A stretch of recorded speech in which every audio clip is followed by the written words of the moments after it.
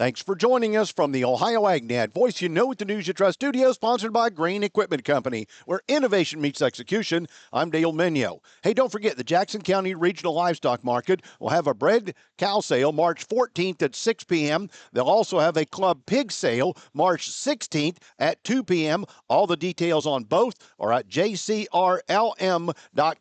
your livestock authority. Joining me is Alan Sundermeyer. We're at the Conservation Tillage and Technology Conference. And Alan, you just got done with the presentation that I understand pretty much was around the results of testing. What are we testing and why? We have, technology, precision ag, and equipment and other things. But I'm saying now we have soil technology. We have the ability to really fine-tune what's going on in our plants and our soil.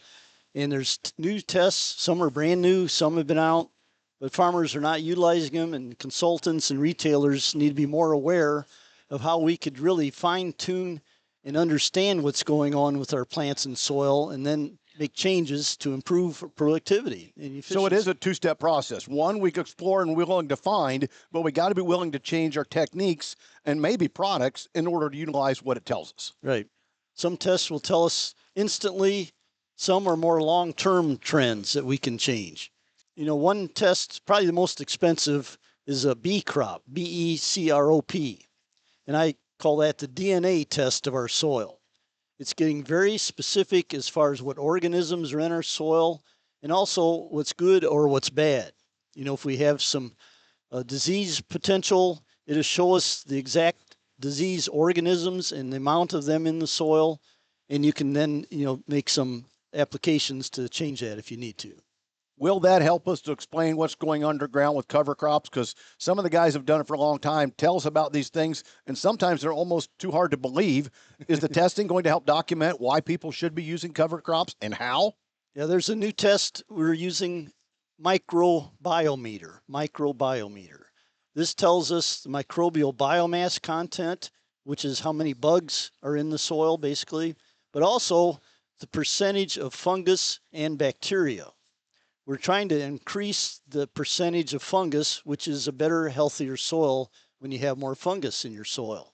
And by using cover crops and no-till, we've made changes that reflect a higher percentage of fungus. And this is a test you can do for $10.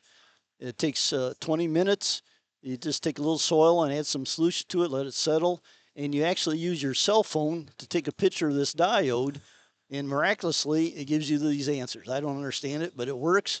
We've tested it from a tilled, very poor productive soil to a soil with cover crops and manures, and it's drastic differences, like from 35% fungus to almost no fungus. So it's telling us we're doing things right. Now we can find out things that we've wondered about for years. Testing is coming a long way. I've been visiting with Alan Sundermeyer. Today's weather brought to you by Seed Consultants. Simply better performance online at seedconsultants.com. Here's the forecast. Another dry day across the Buckeye State. I'm Chief Meteorologist Ryan Martin. Quick forecast update for you here. No major changes. We are warmer today than yesterday by a little bit, and we're going to really see those temperatures take off for tomorrow and Friday. A strong southwest flow works its way in here.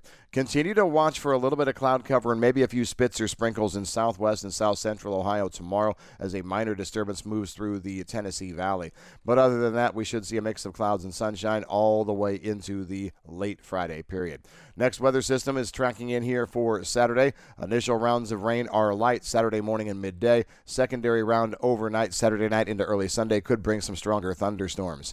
I'm Ryan Martin. Time now for the Midday Market Analysis provided by Leist Mercantile and sponsored by Brandt, helping growers take control for over 70 years. I'm Ryan Metzger with Leist Mercantile, providing you with some market driving news. With the USDA WASDE report behind us and the neutral tone ahead on corn and beans, the market has shifted its focus to all the noise and uncertainty surrounding tariffs and its impact on trade and the economy. The unsettling part is that it's not just exports that can be impacted on these matters. For example, if Canada, our largest ethanol importer, decides to target U.S. ethanol, then we will likely see processor grind rates slow due to the processor's high volume carried ethanol stocks, and those lower grind rates would directly impact demand for corn, which weakens basis, and if slowdowns persist, then you're just adding to the carryout, which will weigh on futures prices. Please visit our website at licemercantile.com to learn more about our grain marketing program and crop insurance services. And thanks, Ryan. Today's market's brought to you by Seed Consultants. Simply better performance online at seedconsultants.com.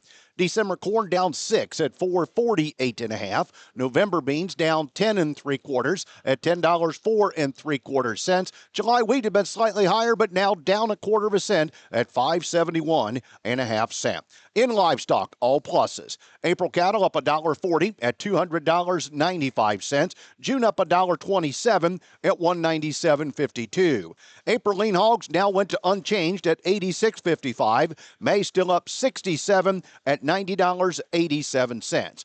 April feeder cattle, $279.87, up $2.17. May is up $2.25 at $281.20. Thanks for joining us. I'm Dale Minyo. This is the Ohio AgNet.